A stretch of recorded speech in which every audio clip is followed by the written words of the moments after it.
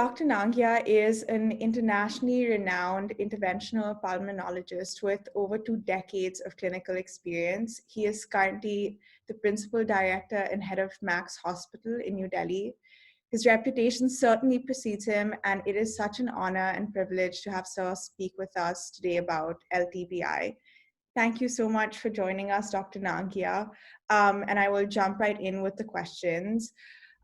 First of all, what is the difference between LTBI and TB disease? So before that, Nanki, thank you so much for the kind introduction and your kind words and having me on this platform today. It's really a privilege for me to be joining in and talking about this.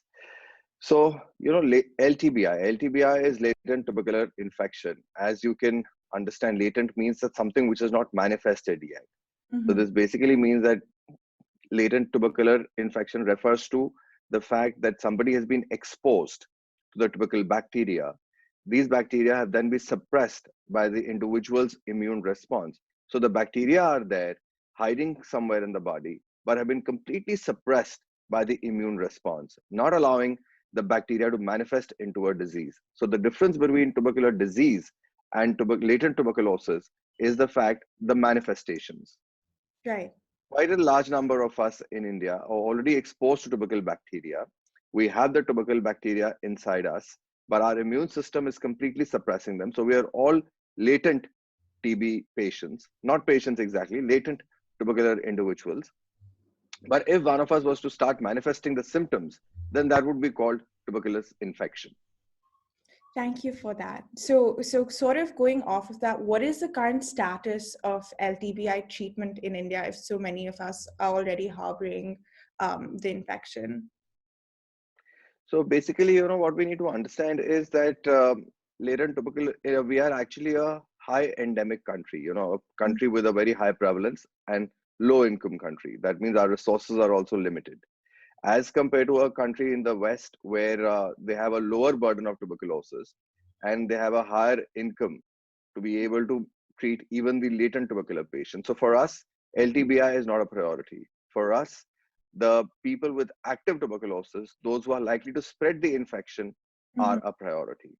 So we in India restrict ourselves to the treatment of LTBI only in a very select group of patients and not in everybody.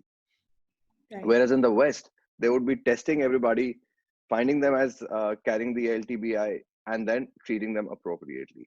Whereas in India, we only focus on people who have diseases like HIV, young children less than 5 years old who've been exposed to tuberculosis. Maybe the mother was positive or they've come in contact with somebody in the family who's positive.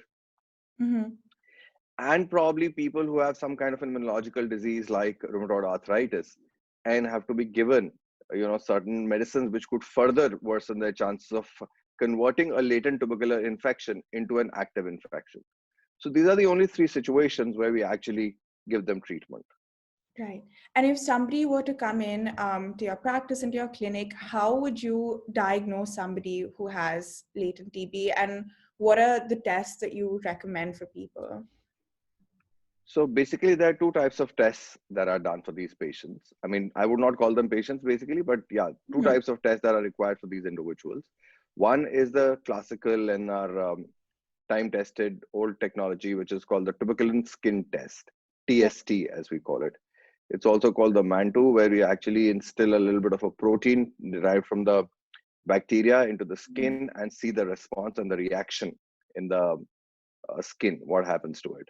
And the other is called the IGRA, that is the interferon gamma release assay, which is a kind of an evaluation of the interferon which is released. Interferon gamma is actually a biomarker which is released from some of the cells after they've been exposed to the tubercle bacteria. So that's a kind of an indirect test to see the response in the body, whether they have been exposed or not been exposed. So 2 tests, tuberculin skin test and IGRA, as we call it. Okay.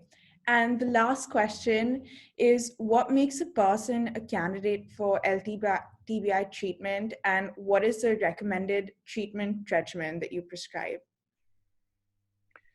So basically, as I said, in the Western countries where they have a low prevalence and a high income, There, they would treat all kinds of patients who have immunosuppression, who are HIV positive, those who are on dialysis, those who are staying in prisons, nursing homes, because they don't want it to spread any further. Mhm. Their concept is that they want to control the reservoir itself. All these patients with latent tuberculosis are actually reservoirs of infection. So they would Mhm. want to control the reservoirs itself. Whereas we in India, as I said, focus only on a high risk group, Right. which includes children less Mhm. than 5 years of age who've been exposed. Either their mothers were tuberculosis positive or they have a family member who's turned out to be active tuberculosis. HIV patients and patients with rheumatoid arthritis who are being considered for biologics. So there you test them for a TST or an IGRA. If they're positive, then you would treat them for latent tuberculosis as well. And as far as regimes are concerned, well, abroad they're using rifampicin plus pyrazinamide, rifampicin plus INH, whereas in India we only use INH, single drug prophylaxis, for 6 months. That is the recommended regime that is being used here. There are some people who are also using rifampicin plus INH as a combination for the treatment of LTBI. Okay. Thank you so much, Dr. Nangia. This has been very learning and educational. And thank you again for taking out the time to do this. Thank you, Nanki. Thank you for having me here.